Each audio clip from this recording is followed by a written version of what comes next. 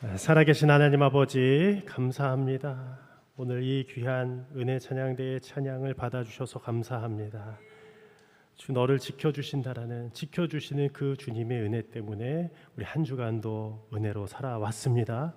이 은혜가 평생에 우리와 함께 할 줄을 믿사오니 이 자리에 계신 모든 우리 성도님들의 삶 가운데에 평생에 임하는 그 예수 그리스도의 은혜 경험케 하여 주옵소서. 한 주간도 오직 주님의 은혜 가운데 살았는데 오늘도 그 말씀으로 나아가길 원합니다. 말씀 가운데 우리 심령이 깨어나게 하시고 주님을 만나게 하여 주옵소서. 예수님의 이름으로 기도드립니다. 아멘. 네, 할렐루야. 네, 할렐루야. 네, 주님을 찬양합니다. 주님을 높여드립니다. 우리들은 살아가면서 참 많은 경험들을 하게 되죠. 그리고 많은 사람들을 만나게 됩니다. 저도 주중에 또 성도님들도 이렇게 만나기도 하지만 또 신방이 좀 이렇게 뜸할 때에는 이렇게 주변을 이제 돌아다니면서 이웃들을 만나기도 하는 것 같아요. 근데 지난주에 참 특별한 두 만남이 있었습니다. 한 번의 만남은 저의 마음을 좀 어렵게 만들었고 또 다른 만남은 저의 마음을 좀 편안하게 만든 만남이었어요. 제가 지난주에 운전을 하다가 바로 교회에서 이렇게 꺾어져 나갔어요. 근데 거기 바로 이제 신호가 있잖아요. 그래서 제가 이제 그 오른쪽으로 턴해서 갈 때에 늘 조심합니다. 왜냐하면 자전거가 빠르게 다니게 되면은 이게 사고가 날 수도 있으니까요. 신호를 보고 차가 오는지 안 오는지 봅니다. 먼저 이렇게 그래도 사람이 없길래 그리고 자전거나 차가 오지 않길래 이렇게 잘 돌아서 신호가 빨간불이라서 기다리고 있었어요. 이제 신호가 바뀌어서 좀 천천히 그날따라 제가 좀 천천히 움직였는데 뒤에서 제가 크랙션 소리는 듣지는 않았는데 갑자기 뒤에 차가 막 옆으로 딱 다가서는 거예요. 제가 이제 그때 또 좌회전을 하려고 돌고지역 쪽으로 가려고 했거든요. 그러니까 갑자기 옆에 딱 서더니 그 옆에 계신 분이 운전하시면 빨리 창문을 내리라는 겁니다. 표정이 좀 좋아 보이진 않았어요. 뭐 때문에 그럴까? 내가 잘못한 게 없는데 운전할 때 그런 경험들 있잖아요. 사람 창문을 제가 조심스럽게 딱 내렸어요. 그래서 저는 웃었습니다. 왜냐면 또 교회에서 나왔고 제가 또 목사인지는 아마 모르셨을 것 같은데 그래도 혹여나 그래서 제가 웃으면서 이렇게 쳐다봤는데 그분이 막 말을 험하게 하시더라고요. 그냥 막 험한 게 아니라 그냥 이렇게 하시더라고요. 왜 이렇게 운전을 천천히 하고 싸잡서? 막 이러더라고요. 그래서 그러니까 제가 운전을 좀 천천히 했는데 제가 잘 그거를 드셨나 봐요. 하여튼 싸잡서 하는데 그게 무슨 말이지 제가? 근데 그게 이제 표정이 좀 험하시고 막 답답하셨나 봐요. 근데 왜 그렇게까지 그렇게 얘기할 필요가 있을까? 그래서 저도 제가 뭘 싸잡는 게 뭐예요라고 내가 물어볼까 하다가 여기까지 올라왔는데 그렇게는 안 되겠더라고요. 교회에서 나왔고 신호도 기다렸고 혹여나 제가 이렇게 목회자 가운 입고 운전하진 않아요.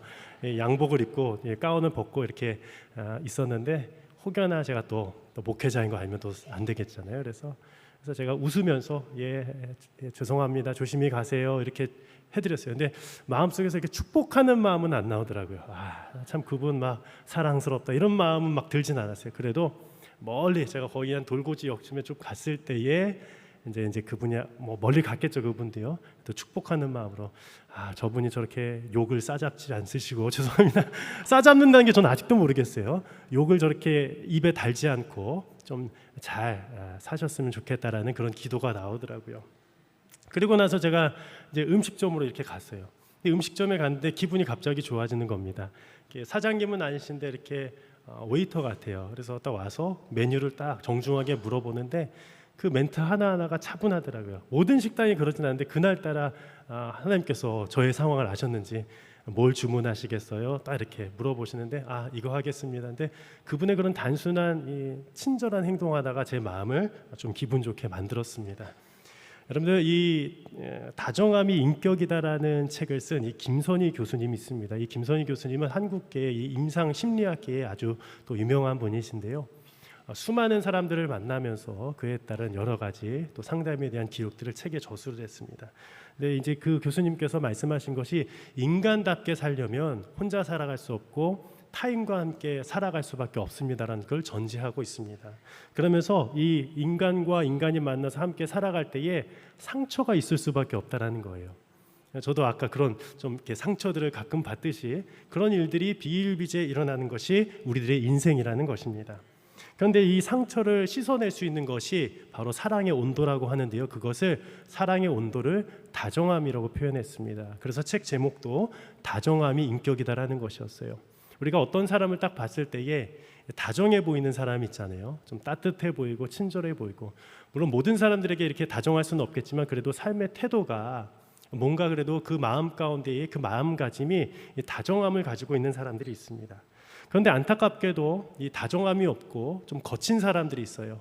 그런 사람들을 이렇게 표현해요. 어루만짐을 받지 못한 사람들이라는 것이에요. 그러니까 이 어루만짐을 받지 못했는데 언제요? 어릴 적에 부모로부터나 또 사랑하는 이들로부터 이 다정함을 느끼지 못했다라는 것입니다. 그래서 상처와 학대로 인해서 그 말을 하게 되는데요. 요즘에 신조어 가운데 이런 말이 있어요. 막말러라고 있더라고요. 들어보셨어요? 저도 처음 이번에 발견을 했는데 막말러가 무슨 뜻인지 아세요? 말려 이런 것도 아니고 막말러. 막말을 하는 사람들은 막말러라고 합니다. 그냥 막 자기가 하고 싶은 말은 막 쏟아내는 거예요. 회사에도 요즘에 그런 분들이 있대요. 상사가 막말을 하는 사람이 있대요. 그러면은 이제 회사 부하 직원들끼리 모여서 이제 거기서 뒷담화하는 거예요. 그 사람 막말러야. 그리고 어떤 일터에 가서도 그런 사람들을 만날 수 있죠.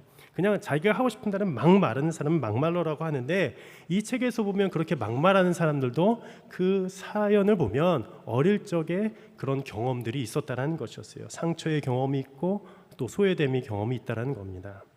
이 책에서는 그럼 그런 사람들도 과연 교정이 될 수 있을까라고 이렇게 저자가 이야기하는데요. 이럴 때에 교정이 된다고 합니다. 의미 있는 타인과의 만남이 필요하다는 것이에요.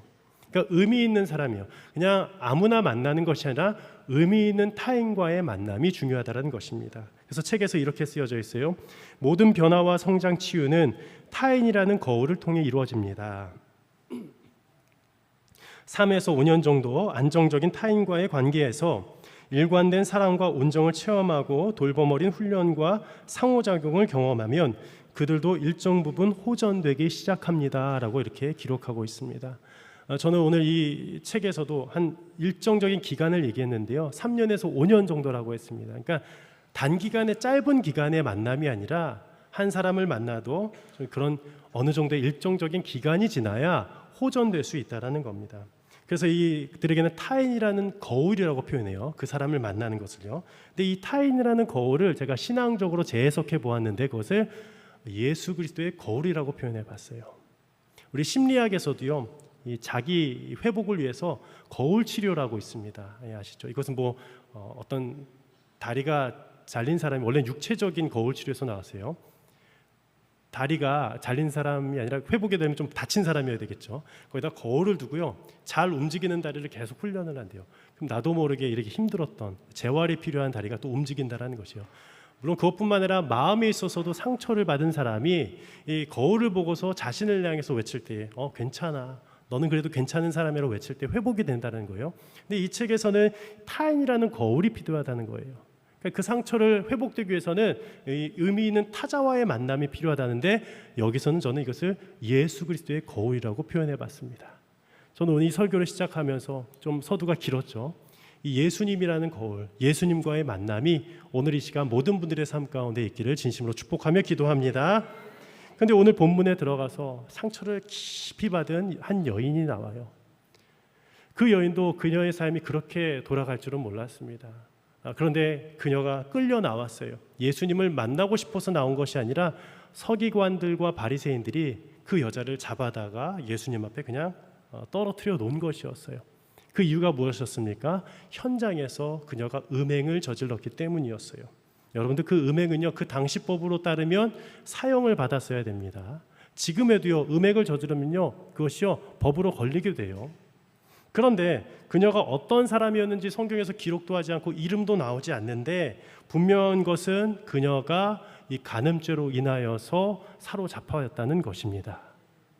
그때의 이 서기관들과 바리새인들이 원래 의도가 있었어요. 그 음행했던 여인을 데려왔던 목적이 있었습니다. 바로 예수님을 걸고 넘어지기 위해서였습니다. 오늘 5절 말씀에 이렇게 질문을 했는데요, 함께 읽어볼까요? 시작. 모세는 율법에 이러한 여자를 돌로 치라 명하였거니와 선생은 어떻게 말하겠나이까? 이렇게 물어봤어요. 모세는 율법에 이러한 여자를 돌로 치라고 했습니다. 근데 당신은 선생님은 어떻게 하겠습니까? 라고 질문을 했습니다. 사실 이 질문에도 참으로 이 덫이 있었어요. 어떤 덫이었느냐? 이 법을 따라서 죽일 수 없었어요. 왜냐하면 그 위에는 이 모세의 율법보다도 당시 사회법은 로마의 법이 있었는데, 만약에 사형을 집행하기 위해서는 로마에 다 허락이 필요했습니다. 총독의 권한이 필요했습니다. 근데 그 질문을 드렸던 것은 예수님에게 이 두 가지 법 중에서 로마와 그리고 이 유대의 법, 모세의 법 중에서 어느 것을 선택해야 될지, 이 둘 중에 하나 어떤 것을 선택해도 그 예수님은 자신의 또 어려움 가운데 빠질 수밖에 없는 그런 상황들을 만들어 놓았다는 것이었어요. 하지만 예수님께서는 그런 가운데 빠지지 않으셨어요. 예수님께서는 마태복음 5장 말씀 가운데 이렇게 기록하셨습니다. 그 순간의 말씀은 하지 않으셨지만 가늠에 대하여 이렇게 말씀하셨어요. 5장 27에서 28절 말씀인데 제가 한번 읽어드리겠습니다. 또 간음하지 말라 하였다는 것을 너희가 들었으나 나는 너에게 이르노니 음욕을 품고 여자를 보는 자마다 마음에 이미 간음하였느니라. 여러분들 아멘하기 어려우시죠? 참 어려운 본문입니다. 그런데 여러분들 이 시대 가운데서 하나님의 말씀 가운데서 가장 우리들의 죄악을 깨우치는 말씀 가운데 하나가 바로 이 말씀입니다. 이 시대 가운데 얼마나 많은 간음이 일어나고 있습니까? 오늘 요한복음 8장에 나온 이 여인만 간음을 저지른 것이 아니에요. 오늘 예수님의 말씀은 한 상대방을 보고, 여자나 남자나 그 상대방을 보고 음욕을 품은 자마다 다 이미 무엇을 저질렀다고요? 간음을 저질렀다라고 예수님은 말씀하셨어요. 이미 이 요한복음 8장의 사건, 그보다도 더 전에 산상수훈 사건에서 이 말씀을 던지셨다라는 것이에요. 이 말씀이 우리들에게도 주는 이 경종의 메시지는 무엇입니까? 이 시대 가운데에도 이런 영적인 간음이 너무나도 많다라는 것이에요. 하나님께서 우리들에게 아름다운 생각과 마음을 허락해 주셨는데 우리는 우리의 죄 때문에 아직도 어떤 음욕 때문에 아니면 세상을 사랑함 때문에 이 예수님을 바라보지 못하고 하나님을 바라보지 못하고 죄에 얽매여서 살아가는 이들이 많다라는 것입니다. 여러분들, 나는 실제적으로 어떤 사람과 간음을 저질러지 않았어, 괜찮아라고 생각할 수 있죠? 아니요. 오늘 이 본문에서는 주님께서는 우리의 마음과 시선이 다른 것에 빼앗겨 버렸다면 그것은 음행이다, 간음죄를 저질렀다라고 말씀하시는 것이에요. 그때 예수님은 어떻게 해주셨습니까? 그 죄를 정죄하셨을까요? 아니요. 오늘 본문을 보면 예수님은 그 죄를 정죄하지 않으셨다는 거예요. 오히려 덮어주셨습니다. 그리고 따뜻함과 다정함으로 그녀에게 다가가 주셨어요. 즉 예수라는 이 거울을 통해서 우리 자신의 이 죄를 깨닫게 해주셨다라는 겁니다. 그때 이 서기관과 바리새인들은요 끝까지 율법을 물고 늘어졌어요. 어떻게 하면 예수님이 그 여인을 처벌할지, 그리고 이 예수님의 행동을 하나하나 주시하기 시작했습니다. 그런데 그때 예수님은 참으로 놀라운 행동을 하셨습니다. 참으로 지혜로운 행동이었죠. 6절 하반절 말씀인데 한번 여러분들이 한번 읽어주실까요? 시작. 예수께서 몸을 굽히사 손가락으로 땅에 쓰시니. 예수님께서 몸을 굽히셨습니다. 왜냐하면 땅에 무엇을 쓰시기 위해서였어요. 땅에 글을 쓰시기 시작했습니다. 그런데 손가락으로 쓰시기 시작했습니다. 분필도 없었습니다. 다른 것으로 쓰지 않고 손가락으로 흙에다가 쓰기 시작했습니다. 그런데 무엇을 썼을까요? 성경에는 나오지 않아요. 이 교부였던 제롬도요, 학설로 그냥 추측했을 뿐 아마 이 서기관들과 바리새인들의 죄를 막 적었을 것이라는 거예요. 예수님은 다 아시니까, 너 서기관, 너 어제 음욕을 품었지, 왜 근데 이 여자 정죄하고 있어? 바리새인, 너 그때 돈을 탈취했지, 그런데 이 여자마저 너가 정죄한다고? 너도 죄 있잖아. 이 제롬 교부는 그렇게 해석했다라는 것이에요. 하지만 그것도 그냥 추측일 뿐이에요. 그냥 하나님께서 이 예수님을 통해서 땅에다 글을 쓰게 하셨는데 어떤 글인지는 모르는데 그것이 그들을 멈추게 만들었어요. 그리고 그들이 더 이상 묻지 않게 되었습니다. 7절에 그들이 묻기를 마지 아니하는지라 라고 기록되어 있습니다. 즉 예수님은 어떤 분이시냐? 여러분들, 예수님은 어떤 분이세요? 정죄를 멈추게 하시는 분이세요. 여러분들, 예수님은 어떤 분이세요? 정죄를 멈추게 하시는 분이십니다. 여러분들, 이 교회는 어떤 곳이에요? 정죄가 사라진 곳이 교회입니다. 교회에 오면 목회자도 또 장로님도 권사님도 우리 집사님도 누구도 우리를 정죄할 수 없어요. 여러분들을 정죄할 수 없습니다. 왜냐하면 그 심판권은 누구에게만 있기 때문이에요? 하나님께만 있기 때문이에요. 여러분들 오늘 이 시간 이 자리에 계신 모든 분들 가운데에 나의 정말 조그만한 죄가 있을지라도 그 죄를 다 용서해 주시는 그 주님의 은혜를 경험하기를 진심으로 축복하며 기도합니다. 그렇게 정죄를 멈추게 하시는 분께서 이 여인에게 어떻게 역사하셨는지에 대해서 오늘 말씀을 통해 좀 깊이 살펴보기를 원해요. 첫 번째, 예수님은 그 죄와 직면하게 해주세요. 바로 이 여인도 그 죄와 직면하게 되었다라는 것이었어요. 3절 4절 말씀인데요, 이 말씀도 다시 한번 읽어보겠습니다. 시작. 서기관들과 바리새인들이 음행 중에 잡힌 여자를 끌고 와서 가운데 세우고 예수께 말하되 선생이여, 이 여자가 간음하다가 현장에서 잡혔나이다. 제가 앞서 본문의 배경을 말씀드리면서 이미 말씀드렸어요. 서기관들과 바리새인들이 이 음행한 여인을 잡아왔습니다. 예수님 앞에 세웠습니다. 그리고 예수님께 말했어요. 이 여자가 간음하다가 현장에서 잡혔습니다. 즉 어떤 죄인이었어요? 현장범이었어요. 증거가 분명히 있었습니다. 현장에서 음행을 저질렀으니까요. 그런데 참 이상하죠. 같이 저질렀던 남자는 없어요. 원래 이 레위기 20장 10절의 말씀에 보면 누구든지 이웃에와 간음을 하는 자는 그 간부와 음부를 함께 죽일지니라라고 되어 있어요. 이 레위기 말씀 가운데 그런 말씀. 간부, 이 간부가 여기선 빠져 있다라는 겁니다. 남자가 없습니다. 음행한 남자는 어디 갔다라는 거예요. 즉 이 여인은요, 혼자만 잡혀와서 불공평한 억울한 그런 재판 가운데 놓여지게 되었다라는 것이었어요. 그리고 한편으로는 이 말씀을 묵상하면서 이런 한번 생각을 해봤는데, 만약에 이 여인이 사로잡혀 오지 않았더라면 어떻게 되었을까라는 거예요. 한번 그런 생각 한번 해보셨어요? 이 여인이 지금 서기관들과 바리새인들에게 사로잡혀 왔는데 만약에 사로잡히지 않았다면 이 죄가 과연 예수님 앞에 드러났을까라는 것이에요. 오히려 이 여인은 지금 죽을 고비에 놓여져 있었지만 오히려 이 말씀을 통해서 우리가 결과를 알건대 오직 주님을 만나게 되는 그런 상황이 되었고요, 자신의 죄가 예수님 앞에 온전히 드러나게 되는 역사가 나타난 줄을 믿습니다. 여러분, 암 중에서도 가장 지독한 암이 췌장암이죠. 우리 교회 가운데서도 이를 위해서 기도를 하고 있는 분들이 계십니다. 이 암이 왜 지독하면 침묵의 암이라고 일컬어져 있습니다. 처음에는 통증이 없어요. 나중에 시간이 가면 아프게 되면 이미 사기인 거예요. 말긴 거예요. 왜냐? 이미 퍼져 있는 거죠. 이처럼 여러분들 죄는요, 숨어 있습니다. 우리가 알게 모르게 이것은 계속 자라간다는, 이게 숨은 죄입니다. 제가 한 영상을 통해서 한 이 조직폭력배의 영상을 잠깐 본 적이 있었어요. 근데 참 무시무시했습니다. 그 사람이 그러니까 여러 가지 이제 청부살인도 하고 그런 조폭들의 세계가 험하잖아요. 근데 이 사람이 얘기가 처음에 사람을 해치는 거는 되게 어려웠대요.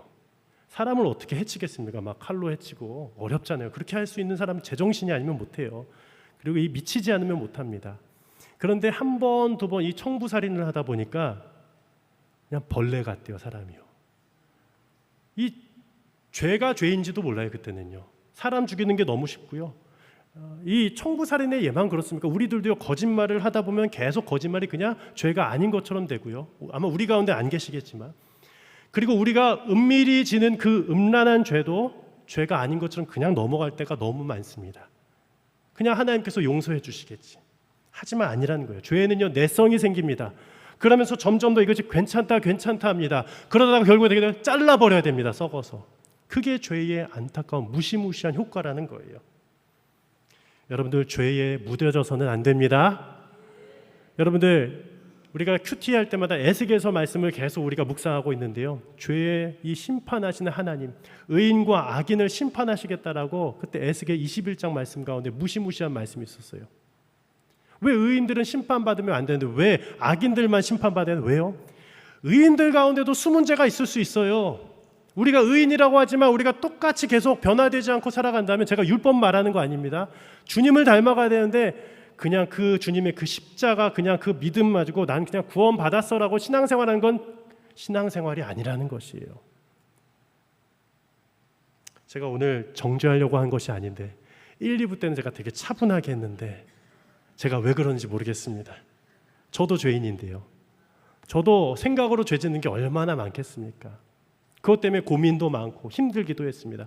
그런데 하나님은 왜 이 죄의 문제를 다루기를 원하시느냐? 왜 오늘 이 말씀을 통해서 요한복음 8장 말씀을 통해서 왜 우리의 그 큰 죄도 아니고 작은 죄라 할지라도 왜 그것을 다루기를 원하시냐라는 것이에요. 왜냐하면 예수님이 내가 너와 더 깊이 만나기를 원하신다는 사실 꼭 기억하셨으면 좋겠습니다. 이 죄의 문제가 해결돼야 예수님과 더 깊이 만나게 되는 거예요. 우리가 그냥 예수님을 믿습니다라고 하지만 믿어도요, 예수님은 저 멀리다 두고 계속 죄가 우리 사이를 예수님과 계속 가로막고 있는 것처럼, 아니 이미 예수님은 그 죄를 다 해결해 주셨는데 우리가 그 죄들을 계속 쌓아놓고 있지는 않냐라는 것이에요. 성경을 보면 자신의 죄를 감추려고 했던 자가 있습니다. 다윗이었어요. 밧세바를 간음한 뒤에, 그리고 우리아를 살인을 시켰죠. 그리고 살인을 시켜서 이 죄를 다 숨기려 했습니다. 그런데 그것을 다 숨길 수 없었어요. 하나님께는 숨길 수 없었습니다. 그래서 선지자 나단을 보내주셔서 그 비유의 얘기를 듣게 하시고 마지막에 이런 말씀을 듣게 하세요. 그 사람이 바로 당신이라. 우리 한번 고백해 볼까요? 함께 말씀을 읽겠습니다. 시작. 그 사람이 바로 당신이니라. 다윗이 이 말씀을 듣고 어떻게 했습니까? 하나님 앞에 철저히 눈물로 회개하기 시작했습니다. 무릎 꿇고 회개했습니다. 더 기도의 자리로 나갔습니다. 왜냐하면 나에게 이 죄가 있는 것을 이미 알고 있는데, 아까 말씀드린 죄의 내성 때문에 이 죄를 그냥 하찮게 여겨서 그냥 숨겨서 살고 싶었지만 하나님 그것마저도 끄집어내신 거예요. 그리고 시편 51편에 이런 고백을 하게 하셨어요. 무릇 나는 내 죄과를 나오니 내 죄가 항상 내 앞에 있나이다. 여러분, 이 지방에 요즘에 대학생들이 많습니다. 모든 대학생들이 그렇다는 건 아닌데요. 근데 이 출장을 가거나 대학생들이 가보면요, 참 안타까운 게 그들 가운데서 혼자 이제 방을 잡고 생활을 하게 되잖아요. 뭐 우리 자녀들 가운데 이제 지방 보낸 분들 좀 이렇게 걱정하시는 분들 다 그렇다는 거 아닙니다. 근데 꼭 혼자 방을 쓸 때에 그런 일이 일어나는 건 아닌데, 친구를 사귀어야 되는데 안 좋은 친구들을 사귀게 된 거예요. 그러다 보니까 계속 이 죄악의 늪으로 계속 빠지게 된 거예요. 하나둘씩 죄를 지다 보다가 이 경계선이 무너져 버린 겁니다. 음란의 경계가 무너져 버린 거예요. 그래서 이 사람 저 사람을 자신의 방에다 계속 들락날락하게 하는 거예요. 제가 어디서 들은 거예요. 모두가 그렇지는 않지만 내가 부모님의 그 가정에서 떨어져서 이제 내가 자유를 얻었다라고 생각했을 때 거기서 이제 내가 자유롭게 어떻게 행동하기 시작한 거예요. 자신의 죄가 밝혀질 바가 두렵습니다. 혼자서는 그냥 편합니다. 근데 그 죄를 이제 깨닫기 시작하는 게 중요해요. 그게 바로 은혜의 자리라는 것이에요.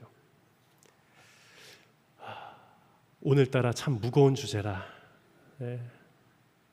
제가 여러분들 정죄하는 게 결코 아니에요. 저도 이 문제가 해결되고 우리 모두가 이 문제들을 다 해결해야 하나님께서 그 다음의 단계로 넘어가게 하시기 때문이에요. 우리가 그 신앙의 그 자리에 머물라고 마음을지 않으세요. 더 나오라고 말씀하시기 때문이에요. 그래서 주님은 어떻게 해? 예수님은 그 여인과 독대하기를 원하신다라는 것이었어요. 오늘 말씀 9절 말씀 가운데에 이런 말씀이 있습니다. 함께 또 읽어볼까요? 시작. 그들이 이 말씀을 듣고 양심의 가책을 느껴 어른으로 시작하여 젊은이까지 하나씩 하나씩 나가고 오직 예수와 그 가운데 섰는 여자만 남았더라. 그들이 이 말씀을 들었습니다. 사실 예수님께서는요 2번 땅에다 글을 쓰셨어요. 그런데 오늘 이 글을 쓰셨는데 오늘 9절에서는 그들이 이 말씀을 들었다라고 나옵니다. 이 말씀은 참 이상했어요. 글을 쓰시면 봐야 되는 건데 왜 들었을까? 말씀을 들었다. 예수님은 글을 쓰시면서 뭐라고 말씀하셨을 것 같은 생각이 드는 거예요. 그런데 중요한 건 양심의 가책을 느꼈다고 합니다. 누가요? 바로 서기관들과 바리새인들도 양심의 가책을 느낀 거예요. 즉, 이 죄인으로서 나온 그 여인에게만 이 죄책감이 있는 것이 아니라 누구에게도요? 서기관들과 바리새인들, 정죄하던 자들에게도 이 양심의 가책을 느끼게 하신 분이 예수님이셨다라는 겁니다. 즉 따라서 예수님을 만나게 되면요, 나의 죄가 무엇인지 드러나게 돼요. 그리고 결국에는 이제 누구만 남게 되었습니까? 이제 그 여자만 남게 된 거예요. 오늘 주제의 말씀입니다. 우리 8장 9절 말씀을 함께 읽어보겠습니다. 시작. 오직 예수와 그 가운데 섰는 이 여자만 남았더라. 말씀 계속 보여주십시오. 이 말씀이 여러분들이 한 주를 살리시기를 바랍니다. 이 말씀이 평생 여러분들의 마음 가운데 남기를 바랍니다. 오직 예수와 그 가운데 섰는 누구만 남았더라? 누구만 남았더라? 남자들도 남아 계시는 거예요. 여자들도 있고 모두가 하나님과의 그 예수님과의 독대의 자리로 초대해 주시는 거예요. 이 장면은요, 이렇게 설정하려고 해도 안 돼요.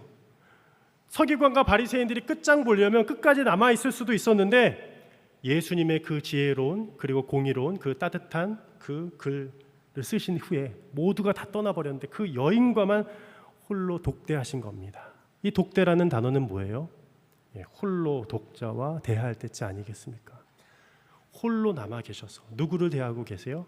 그 여인을 대하고 계신 거예요. 성경에서도 이 독대한 인물들이 많이 나오죠. 다윗도 그랬지만 특별히 모세였습니다. 모세는 출애굽기 24장 2절에 이런 말씀을 듣게 됩니다. 너 모세만 여호와께 가까이 나오고 그들은 가까이 나오지 말며 백성은 너와 함께 올라오지 말지니라. 즉 시내산에서 하나님께서 1:1 관계 가운데서 이 십계명 율법을 주시기 위해서 모세를 한 사람만 부르시는 장면이었습니다. 그런데 이 중세시대 때 이 말씀을 교묘하게 바꿔서 어떻게 해석을 했느냐? 이제 누구만 만나주시느냐? 모세처럼 우리 교황과 신부들과 이 목회자들만 만나준다라는 그런 잘못된 교리를 전파하기 시작했어요. 그것은 잘못된 거예요. 1:1에 만나면 목회자만 만나는 것도 아닙니다. 신부만 만나는 것도 아닙니다. 교황만 만나는 것도 아닙니다. 누가 만나주세요? 예수 그리스도를 통해서 영접한 자, 구원받은 자들은 하나님께서 다 1:1로 만나주신다는 사실이에요. 캐나다 노바 스코티아에서 태어난 시빌라 마틴이라는 한 여인이 있었습니다. 근데 이 여인은요, 결혼 전에 교사로서 활동을 했는데 이 음악 교사였어요. 곡들을 많이 작사도 했습니다. 그런데 이 공부를 하면서 이 남편을 또 만나게 되었는데 마틴 월터라는 목사님과 함께 결혼 생활을 시작하게 되었어요. 근데 이제 출산 이후에 너무나 큰 고통을 받게 됩니다. 이 산고의 고통 때문에 한동안을 침대에 누워 있을 수밖에 없었다고 합니다. 그런데 그때 자신이 홀로 남겨진 상황 속에서 눈물이 펑펑 나면서 나 혼자만 있는 것인가 라는 그 고백 가운데에 이 작시를 하기 시작했어요. 글을 쓰기 시작했어요. 그 시가 이렇습니다. 주 너를 지키리 아무 때나 어디서나 주 너를 지키리 늘 지켜주시리. 남편이 돌아오자마자 목사님이잖아요. 이 곡에다가 맞춰서 오르간으로 곡을 짓기 시작했어요. 그래서 만들어진 곡이 이 곡이었습니다. 너 근심 걱정 말아라 주 너를 지키리. 우리 성도님들 부를까요? 주 날개 밑에 주 너를 지키리 주 너를 지키리. 아멘.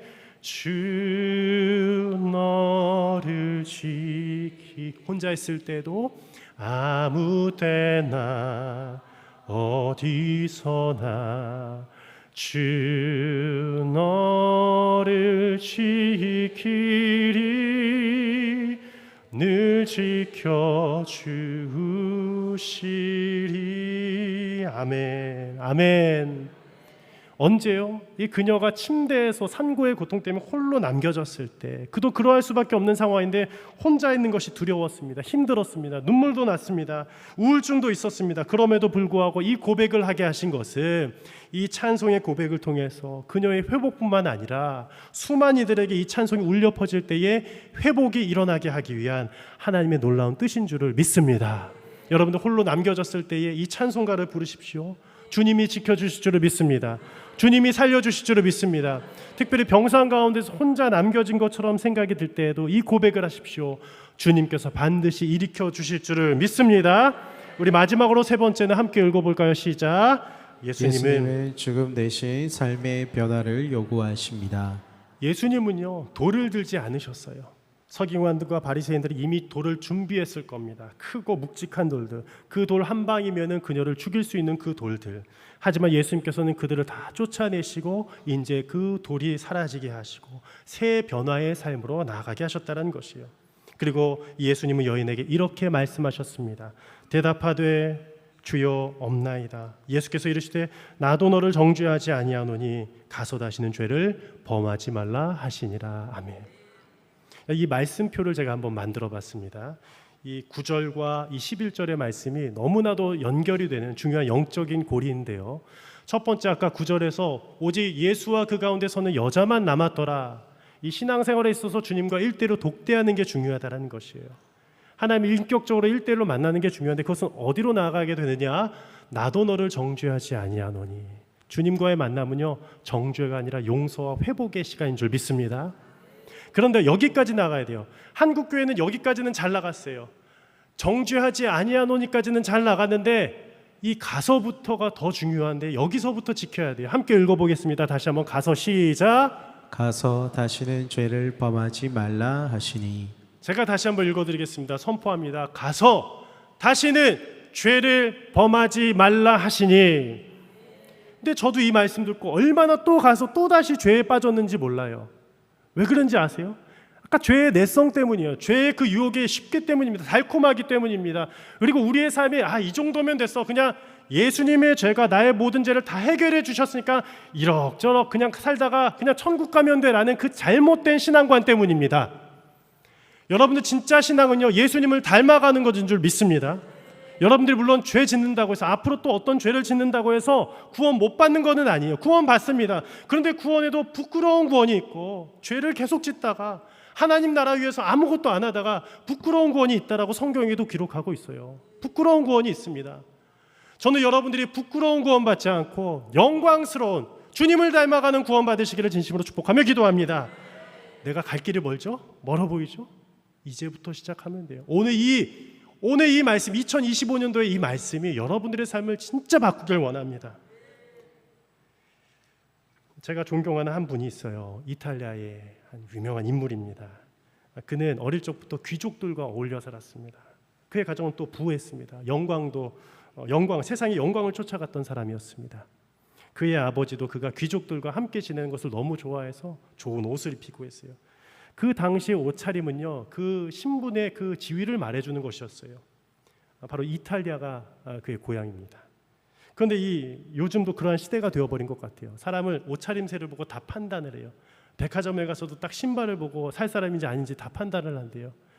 그래서 저는 늘 허름한 신발을 신고 다닙니다. 뭐 신발이 좀 꼬매지고 막 이러면 어때요? 옷이 좀 허름하면 뭐 어때요? 사람은 그걸로 판단하는 게 아니잖아요.